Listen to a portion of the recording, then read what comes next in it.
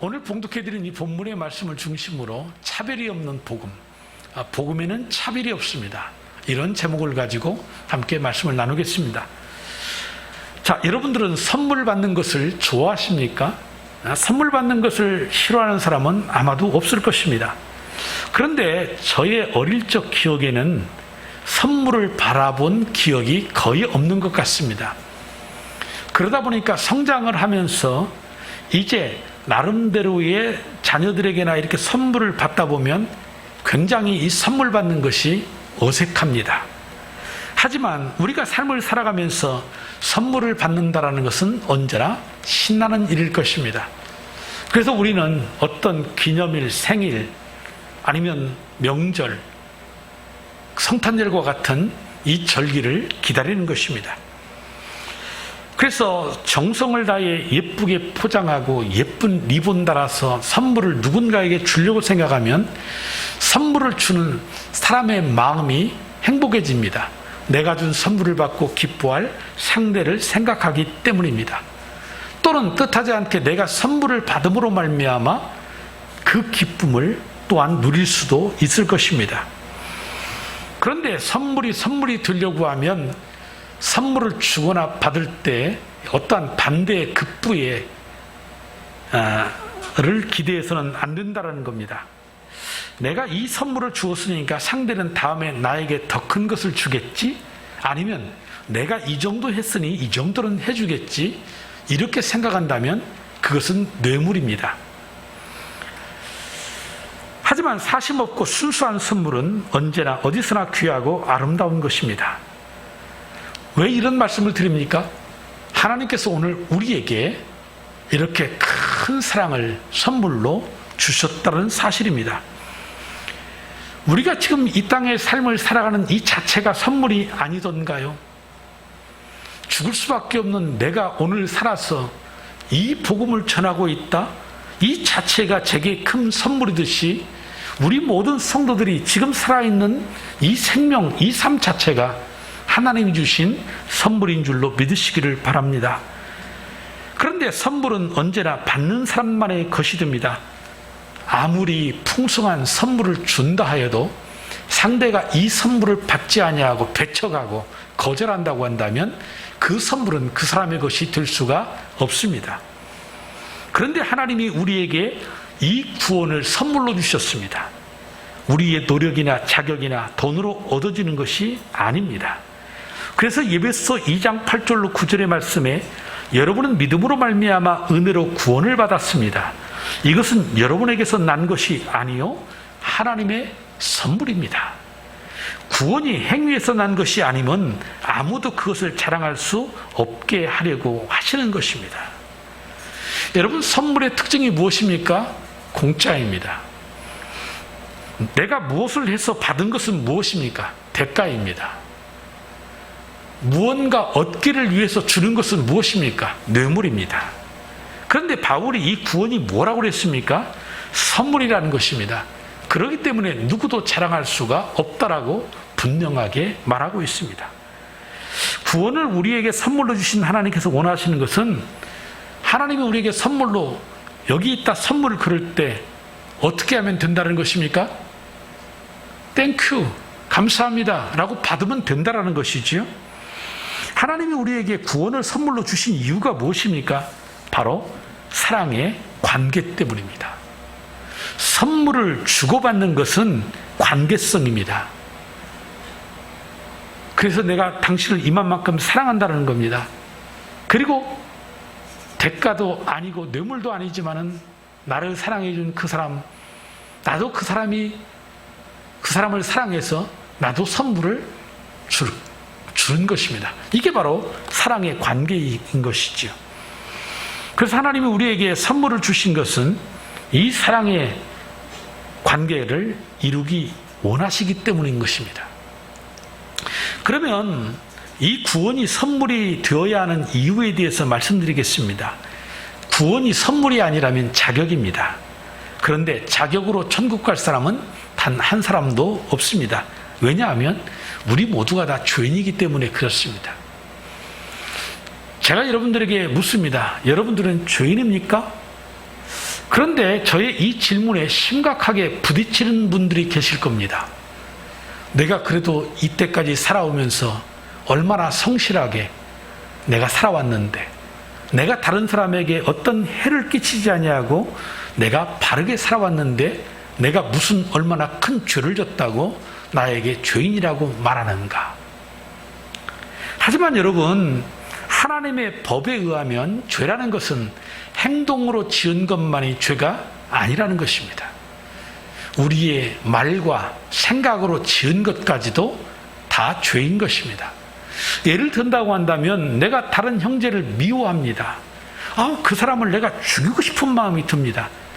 그런 생각을 가졌다고 해서 경찰이 저를 붙잡아가지 않습니다. 하지만 하나님은 형제를 미워하는 것이 죄라고 말씀을 하셨습니다. 다시 말하자면 하나님의 법은 행동만이 아니라 생각이나 말까지도 그렇습니다. 여러분, 우리가 얼마나 많은 말로 서로에게 상처를 줍니까?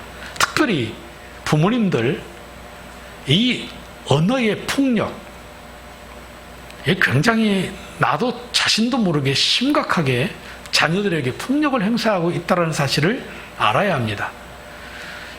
저도 자라면서 참 그런 소리 많이 들었습니다. 공부 못하면 너는 밥이 목구멍으로 넘어가냐? 이럽니다. 공부를 좀 못하면 그런 말씀을 합니다. 너는 누구 닮아서 머리가 그렇게 안 돌아가느냐? 너 그 머리 가지고 어떻게 세상을 살아가려고 그러니? 물론 부모가 그렇게 말할 때에는 안타깝고 자녀에 대한 어떠한 그 안타까움 때문에 그런 말 하겠지만은 사실 자녀의 입장에서 들을 때에는 그 말같이 상실감과 좌절감을 주는 말이 없습니다. 그까지 공부가 뭐라고요?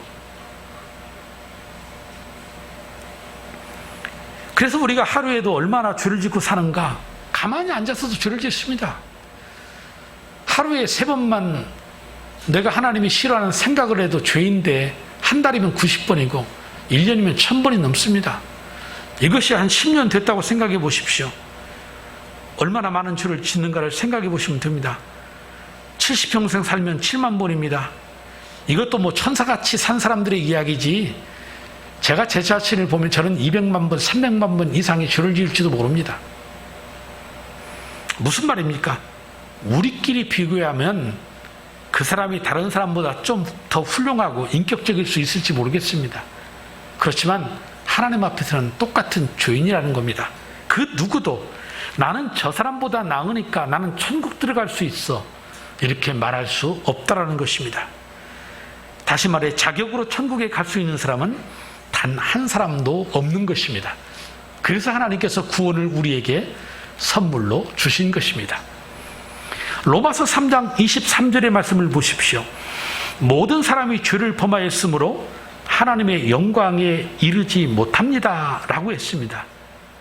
그러니까 결국 하나님 앞에서, 이 말씀 앞에서 우리는 우리 인간의 실존, 나 자신의 실존을 깨달아야 합니다. 나는 죄인이라는 겁니다. 그리고 아무도 하나님의 심판을 피하거나 이 하나님의 심판에서 예외가 될 수가 없습니다. 왜냐하면 죄의 삭은 사망입니다. 그래서 인간은 이 죄의 결과로 말미암아 죽음에 이르게 되는 것입니다. 그렇다고 한다면 인간에게 남은 것은 절망뿐인가? 이 절망과 이 혼돈 가운데에 한 줄기 찬란한 빛이 우리에게 들어왔습니다. 그 빛을 따라가면 죄가 용서되어지고 살 길이 주어집니다. 예수님께서 이 세상에 빛으로 오신 이유가 여기에 있는 것입니다. 그러므로 우리는 이제 스스로 이런 결론에 도달해야 합니다. 율법을 받고 배우고 아는 자들이나 율법을 배우지 못하고 무지하고 양심에 걸리는 삶을 산 사람들이나 결국 하나님 앞에 아무도 입을 열 수가 없게 되었다라는 것이죠. 그 누구도 자격으로 구원을 받을 만한 사람이 한 사람도 없는 것입니다. 좀 도덕적이라고 하고 남을 비판하던 자들, 가장 종교적인 삶을 산다고 하는 우리 목회자들까지도 다 마찬가지입니다. 모두가 다 꼼짝없이 하나님의 심판 아래 놓이게 된 것입니다. 그렇다고 한다면 하나님은 우리에게 왜 지키지도 못할 이 율법을 주셨을까요? 로마서 3장 20절 말씀에 그러므로 율법을 지킴으로써 하나님 앞에서 의롭다고 인정받을 사람은 아무도 없습니다. 율법으로는 죄를 인식할 뿐입니다. 여기에서 죄인된 우리에게 이 율법을 주신 이유에 대해서 말씀을 하는 것입니다. 바로 자신의 죄를 깨닫게 하려고 하신 것이다. 그래서 우리가 나는 의로운 사람이야, 나는 도덕적이고 순결한 사람이야, 나는 당신 같은 사람하고는 달라, 뭐 이렇게 말하는 사람이라 할지라도 하나님의 율법 앞에 딱 세워놓고 보니까 죄인이에요. 그 율법을 온전히 이룰 수가 없다라는 거예요. 율법을 지킴으로 의롭다함을 받을 사람이 아무도 없다라고 그렇게 선언하고 있지 않습니까? 그래서 이 율법은 이런 기능을 하는 겁니다. 이런 잘못을 범했고 이것은 죄고 아니다. 마치 저 사거리에 신호등이 없고 어떤 우리가 이 교통법에 대한 법의 체계화가 되지 않았다면 목소리 큰 사람이 이기는 겁니다. 받쳤든 받았든 상관없습니다. 힘 있는 사람이 법인 것입니다. 그런데 왜 이 사회가 이 수많은 이러한 혼란스러움 속에서도 질서가 있고 나름대로의 어떤 이 사건 사고들이 처리되는 것입니까? 그 법이 완전한 법은 아닐지라도 그 법의 원칙이 있기 때문에 그 법에 비추어서 자잘못을 판결하는 것입니다. 바로 율법의 기능이라는 것은 바로 그런 무엇이 선이고 무엇이 죄가라는 것을 우리에게 가르쳐주는 역할을 하는 것입니다. 또 갈라디아서 3장 24절에 보면 그래서 율법은 그리스도께서 오실 때까지 우리에게 개인 교사 역할을 하였습니다. 그것은 우리로 하여금 믿음으로 의롭게 하여 주심을 받게 하시려고 한 것입니다. 여기서 말하는 율법은 무엇입니까? 우리에게 죄를 깨닫게 하며 또한 그리스도께서 오시도록 인도하는 안내자, 가정교사, 이 충실한 머슴과 같다라는 것입니다. 그래서 개역개정 성경에 보면 몽학선생이라고 그렇게 되어 있고 이 세번역 성경에는 개인교사라고 되어 있는데, 여러분 이 몽학선생, 이 개인교사는 주인인 자녀를 아침에 손을 붙잡고 학교까지 데려다 주는 것으로 그 역할이 끝나는 겁니다. 학교 안에 있는 선생님에게 넘겨주면 되는 겁니다.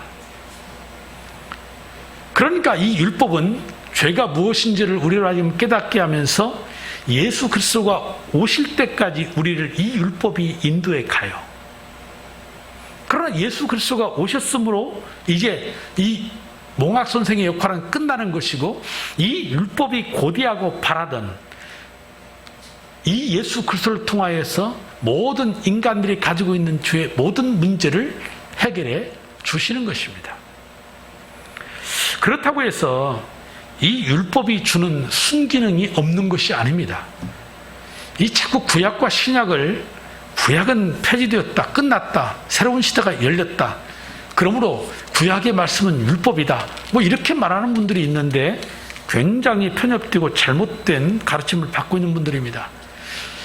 율법의 기능을 구약에서도 말씀드렸지만 신약에서도 여전히 이 율법의 순기능이 있습니다. 그렇기 때문에 예수님께서 내가 율법을 폐하러 온 것이 아니고 율법을 완전하게 하러 오셨다라고 말하는데, 이 율법의 순기능이 뭐냐? 마치 거울과도 같은 것입니다.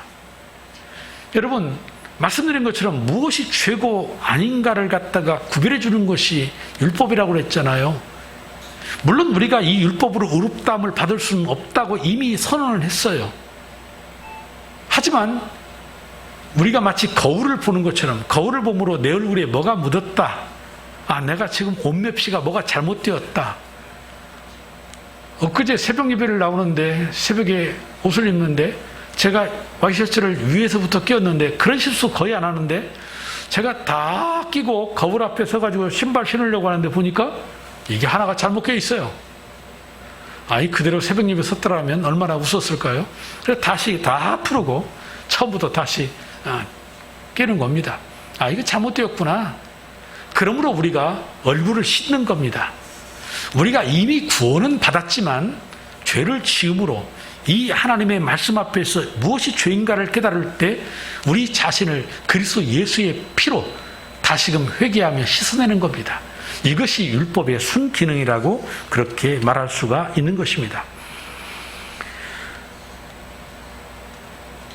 그런데 이 세상을 보십시오. 이 세상은 다 대부분 차별을 둡니다. 그러면 우리들이 단지 죄를 깨닫고 좌절하면서 스스로 자신을 포기할 수밖에 없단 말인가? 여기에 하나님의 심판을 피하고 하나님 앞에 의롭게 드린 길이 열려졌다고 선언합니다. 오늘 로마서 봉독해드린 이 말씀 21절과 22절의 말씀이 참 중요한 말씀입니다. 뭐라고 기록되어 있습니까? 그러나 이제는 율법과 상관없이 하나님의 의가 나타났습니다.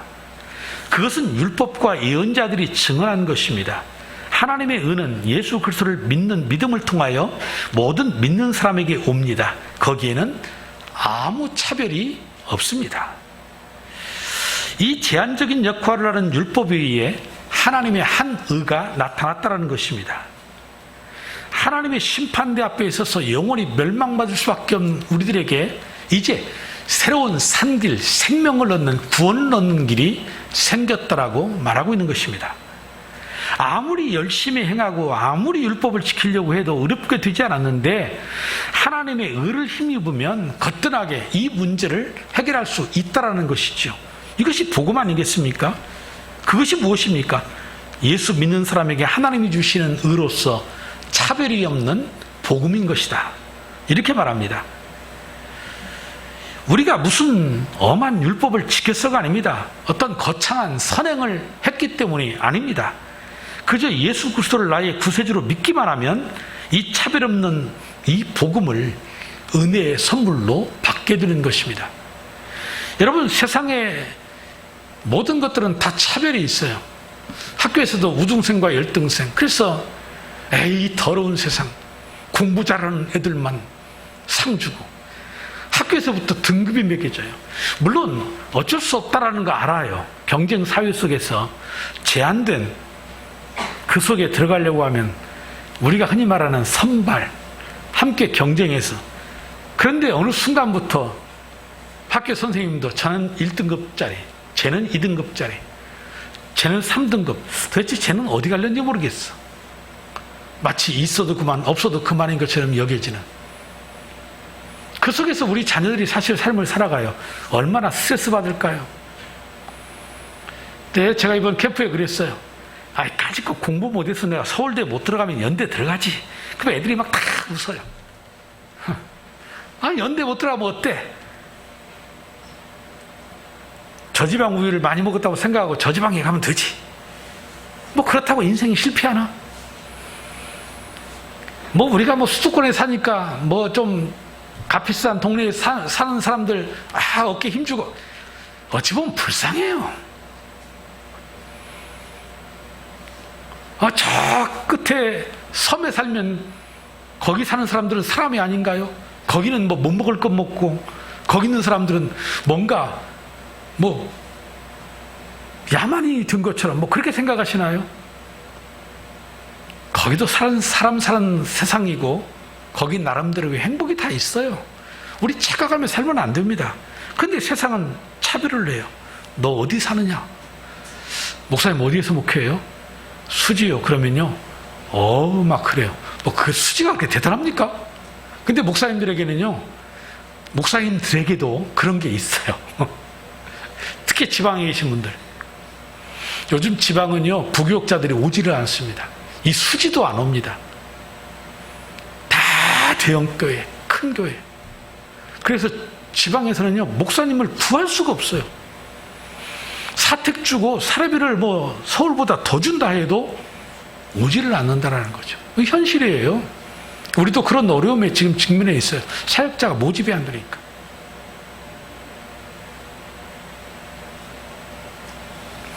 직장에서는 정규직, 비정규직, 경력과 업적에 따라서 연봉이 다르고 진급이 다릅니다.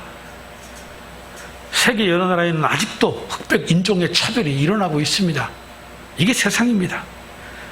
그런데 하나님이 죄인들을 의롭게 하시는 데는 너가 몇 등급이냐, 너가 얼마나 어떤 삶을 살았느냐 이거 보시지 않겠다라는 겁니다. 오직 한 가지 물으시는 건 예수 그리스도. 내가 너희들에게 보내어준 선물로 보내어준 예수 그리스도, 이 예수가 있느냐, 이 예수를 믿느냐, 이거 하나인 겁니다. 이거 하나에 이 복음 안에는 차별이 없습니다. 모두를 동등하게 하나님께서 여기신다라고 하시는 겁니다. 그래서 로마서 3장 24절 오늘 본문의 말씀이 그렇게 말씀하시는 겁니다. 그러나 사람은 그리스도 예수 안에 있는 속량을 힘입어서 하나님의 은혜로 값없이 의롭게 하여 주심을 받습니다. 그래서 오늘 우리는 이 21절로 22절의 이 말씀을 통해서 이 복음의 핵심의 내용이 무엇인가를 알 수 있는데, 그게 뭐냐면 결국 모든 사람은 죄인이라는 것입니다. 여기에 대해서 반론을 할 자가 아무도 없습니다. 인간은 두 가지 배경에서 죄인인데, 하나는 태어나면서부터 죄인으로 태어나는 겁니다. 이걸 우리는 자범죄라고 그렇게 말합니다. 그리고 인간이 태어나서 살아가면서 스스로 짓는 고범죄가 있습니다. 인간은 이미 아담 이후로 죄성을 가지고 태어나지요. 그래서 아이들이 세상에 태어나서 그 아이들에게 분노를 가르쳐주지 아니하고, 그 아이들에게 어떤 욕을 가르쳐주지 않고, 어떤 폭력성을 가르쳐주지 않아도 아이들이 성장하면서 친구 간에 딱 관계를 맺고 먹을 것을 앞에 두면요, 가르쳐주지 않았는데 손으로 때리고 빼앗고 심지어는 막 소리를 지르고. 왜 그렇습니까? 이게 우리 안에 내재되어 있는 죄성이라는 거지요. 이걸 누가 거부할 수 있겠어요? 누가 이걸 아니라고 할 수 있겠어요? 그래서 시편 51편 5절에 다윗은 이렇게 자신을 시인했습니다. 실로 나는 태어날 때부터 이미 죄인이었고 어머니의 태 속에 있을 때부터 죄인이었습니다. 그러는 겁니다. 그래서 제가 여러분들에게, 이 자리에 예배를 드린 여러분들에게 자신은 이 가운데 죄가 없다고 생각하는 사람 손 들어 보십시오. 그럴 때 만약에 예를 들어서 누군가가 손을 딱 한 사람이 용기를 내어 들었다고 생각해 봅시다. 제가 저 뒤에 계신 분이 손 들었습니다. 그러면 모든 앞에 있는 사람들이 도대체 누구야? 하고 뒤돌아볼 겁니다. 그리고는 고개를 싹 돌리면서 표정을 바꾸면서 쟤 웃기고 있네, 거짓말하고 있네, 그럴 겁니다. 우리는 다 압니다. 서로를 말을 하지 않아서 그렇지. 그래서 우리가 나는 죄 없다고 손을 드는 순간에 또 하나의 죄를 추가하는 것밖에 안 되는 것입니다. 거짓말한 겁니다. 만약에 누구든지 정말 죄가 전혀 없다고 생각한다면 그 사람에게는 하나님도 예수님도 필요가 없습니다. 오늘 하나님께서 모든 사람이 죄를 범하였다고 했는데 이 말씀을 하시는 하나님을 거짓말장이로 만드는 것입니다.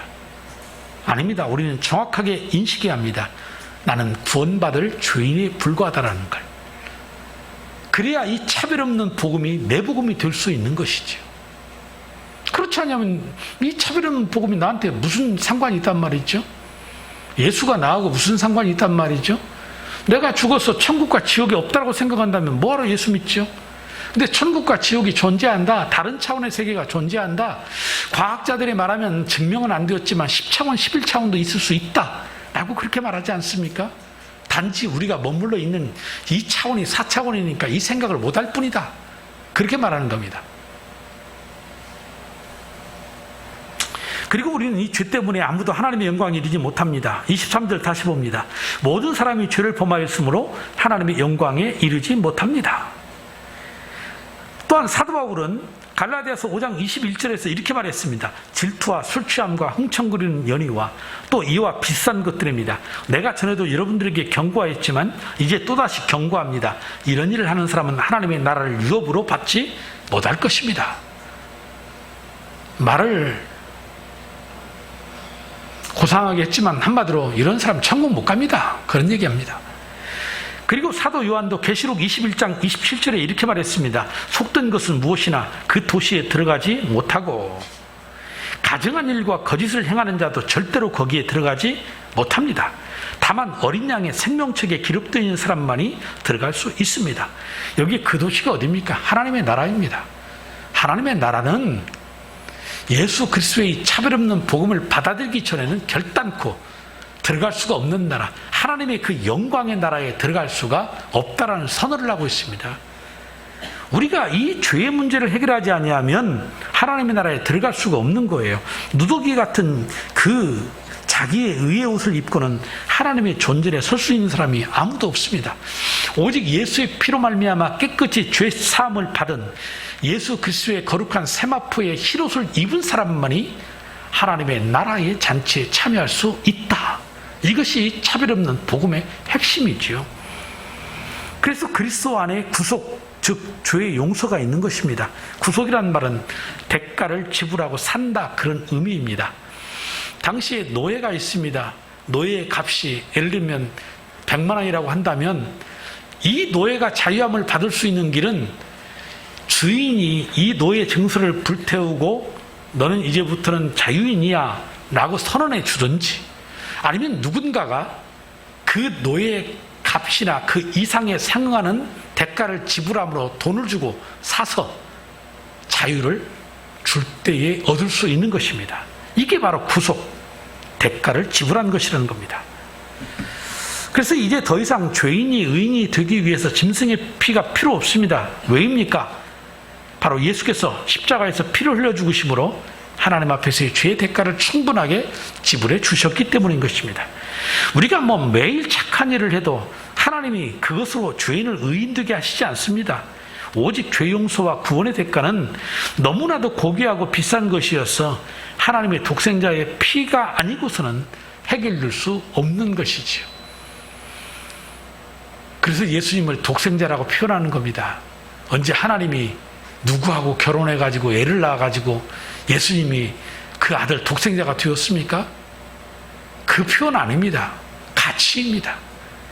천하보다도 귀한 하나님 그 자신, 그 자신을 우리에게 주셨다라는 표현, 그 가치를 표현하시기 위해서 독생하신 하나님이시라고 말하는 것 뿐인 것입니다. 이 구약시대의 죄를 깨결하기 위해서 수많은 짐승을 제물로 잡아서 피를 흘렸죠. 지금도 이스라엘의 일부 사마리아 지역이나 이런 지역에서는 지금도 여전히 짐승을 잡아서 하나님 앞에 제사를 드리고 있습니다. 얼마나 안타까운 일입니까? 그래서 히브리 기자는 예수의 피를 힘입어 하나님 앞에 들어갈 수 있는 길이 있다, 이걸 분명하게 선언합니다. 히브리서 10장 12절입니다. 그러나 그리스도께서는 죄를 사하시려고 오직 한 번으로 영원히 유효한 제사를 드리신 뒤에 하나님 오른쪽에 앉으셨습니다라고 그랬고, 그 다음에 14절에 보면 그분은 한 번 자기를 바치심으로써 거룩한 사람들을 만들어내셔서 그들을 영원히 완전하게 하셨다라고 그랬습니다. 즉 그리스도 안에 구속, 죄의 용서가 있다라는 것입니다. 다른 길이 없습니다. 다른 방법이 없습니다. 오직 예수만이 길이요 진리요 생명 되신 것입니다. 그리고 마지막으로 그것은 값없이 은혜로 받으며 의롭게 된다라는 것입니다. 24절입니다. 그러나 사람은 그리스도 예수 안에 있는 속량을 힘입어서 하나님의 은혜로 값없이 의롭게 해주심을 받습니다.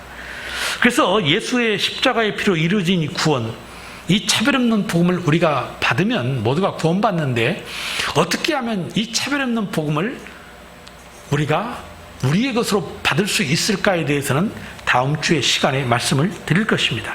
어쨌든 이 짧은 구절에서 우리는 복음의 놀라운 비밀을 발견하는 것입니다. 하나님의 은혜로 값없이 의롭게 되었다는 이 사실, 구원의 다른 방법 없다, 이 차별 없는 복음, 하나님의 이 구원의 선물을 우리가 믿음으로 받는 것 이외에 다른 것 없다라는 것을 기억하시면 됩니다. 말씀을 마치려고 합니다. 구원은 하나님의 은혜로 값없이 주신 선물입니다. 은혜란 자격이 없는 자에게 선물로 주시는 것을 말합니다. 그러므로 구원받는 것에 무슨 대가를 지불할 필요가 없습니다. 이미 예수님께서 십자가에 우리를 위하여 다 지불해 주셨습니다.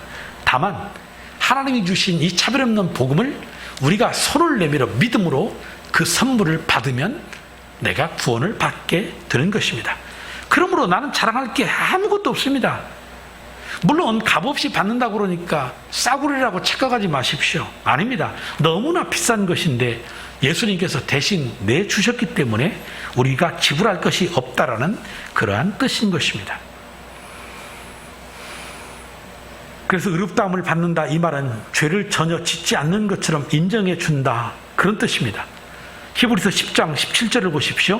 나는 그들의 죄와 그들의 불법을 더 이상 기억하지 않을 것이다. 우리의 죄를 동이 서에서 먼 것처럼 옮겨버리실 것이다.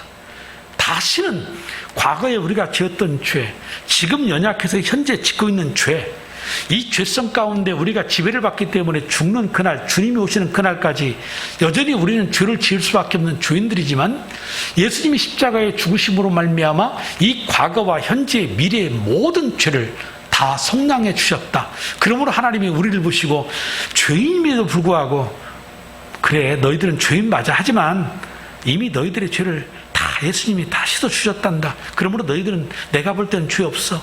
이렇게 여겨주시는 거지요. 이것이 의입니다. 칭의. 하나님이 그렇게 여겨주신다는 얘기입니다. 사랑하는 성도 여러분, 우리가 받은 이 복음에는 차별이 없습니다. 이 복음이 얼마나 귀한 것인 줄을 우리는 깨달아야 합니다. 그래서 히브리 기자는 구원을 등한시하면 심판을 피하지 못한다고 선언하면서 이 복음을 등한시하는 자들에게 안타까운 마음을 가지고 이렇게 외쳤습니다. 히브리서 2장 3절입니다. 우리가 이렇게도 귀중한 구원을 소홀히 하고서 어떻게 그 보응을, 그 심판을 피할 수 있겠습니까? 누가 심판받습니까? 이 차별 없는 복음을 가찮게 여기고 그 복음을 받아들이지 않는 자들, 쉽게 말해서 예수를 믿지 않는 자들, 그게 바로 심판의 기준이에요. 그리고 고린도후서 6장 2절에는 바울 사도는 이렇게 안타까이 외쳤습니다. 하나님께서 말씀하시기를 은혜의 때에 나는 내 말을 들어주었다. 구원의 날에 나는 너를 도와주었다 하셨습니다. 보십시오. 지금이야말로 은혜의 때요. 지금이야말로 구원의 날입니다. 여러분, 늦었다고 생각할지 모르겠지만 지금 이 차별 없는 복음에 대해서 우리가 오늘 말씀을 드렸는데 이 시간, 아 그렇구나, 나 같은 죄인도, 천벌받을 죄인도 이 차별 없이 우리에게 선물로 주신 예수 그리스도를 내가 나의 구주로 믿음으로 받아들이면 내가 하나님의 자녀되고 구원받을 수 있구나. 이 시간 결단하라는 겁니다. 그러므로 오늘 우리들은 이 예수를 믿으면서 이 차별 없는 복음을 믿고 받아들여야 합니다. 이 복음의 은혜가 우리 가운데, 내 자녀들 가운데 있는가를 늘 점검해야 합니다. 특별히 우리 자녀들, 이 복음의 이해가 아무래도 떨어질 수밖에 없지요. 들어도 사실 무슨 말인지 다 이해할 수 없는 부분들도 많이 있을 겁니다. 그러니까 한번 손들고 나 예수 믿습니다 했다라고 해서 끝나는 게 아니고 정말 내 자녀들의 영혼 구원을 위해서 끊임없이 이 복음을 점검해야 합니다. 스스로가 받아들이고 인정하고 복음 앞에 설 때까지. 그래서 우리 캠프하는 겁니다. 우리가 성경학교를 하는 이유도 여기에 있는 겁니다. 애들 단순히 놀게 해주고 아 좋았어요, 신났어요, 다음에 또 해요. 그런데 복음이 없으면 뭐합니까? 단 한 생명이, 한 영혼이라도 이 예수 그리스도를 영접하고 이 구원의 확신 가운데 하나님 앞에 헌신하고 결단한다면 이번 캠프에 저희들이 쏟아 부었던 전체 액수가 1,000만 원이 넘습니다. 2박 3일 동안 그 102명이 그 엄청난 물질을 쏟아 부으면서 왜 하는 겁니까? 그 중에 단 한 명이라도, 한 영혼이라도 이 구원의 감격 속에 하나님의 나라를 위해서 우리 자녀들 가운데 내가 이런 헌신된 삶을 살겠다라고 결정한다면 그 1,000만 원이 약하겠습니까? 저는 불신자 한 사람이 1,000만 원을 투자해서 한 사람이 예수 믿고 주님 제자 될 수 있다면 저는 우리 예산 가운데 최저 교회, 쉽게 말하자면 운영비를 제외하고는 저는 다 거기에 쏟을 수 있어요. 2억 쏟으면 20명 아닙니까? 정말 그렇게 물질을 쏟아서 줄 수만 있다면 무엇인들 못하겠습니까? 우리 사랑하는 성도 여러분, 구원은 하나님이 우리에게 은혜로 값없이 주신 선물인 줄 알고 이 차별 없는 복음을 믿음으로 받아들이시길 바랍니다. 그리고 이 믿음의 구원의 감격을 누리는 그러한 삶을 살아가시기를 주님의 이름으로 축복합니다.